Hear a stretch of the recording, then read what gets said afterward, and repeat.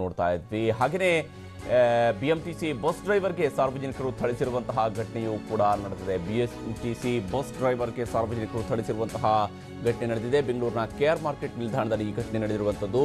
ವೃದ್ಧೆಯ ಕಾಲಿನ ಮೇಲೆ ಬಸ್ ಹರಿದಿದೆ. ಇದರ ಪರಿಣಾಮವಾಗಿ ವೃದ್ಧೆಯೋರ್ವರ ಕಾಲಿನ ಮೇಲೆ ಬಸ್ ಹರಿಸಿದಂತಹ ಕಾರಣಕ್ಕಾಗಿ ಬಸ್ ಡ್ರೈವರ್ ಅನ್ನ ಕೆಳಗಿಳಿಸಿ ಸಾರ್ವಜನಿಕರು ಥಳಿಸಿರ್ತಕ್ಕಂಥ ಘಟನೆ ನಡೆದಿರತಕ್ಕಂಥ ಇದು KR ಮಾರ್ಕೆಟ್ನಲ್ಲಿ ನಡೆದಿದೆ. ನಿಲ್ದಾಣದಿಂದ ಬಸ್ ಹೊರ ತೆಗೆಯುವಾಗ ಬಸ್ ವೃದ್ಧೆಯ ಕಾಲಿನ ಮೇಲೆ ಹರಿದಿದೆ.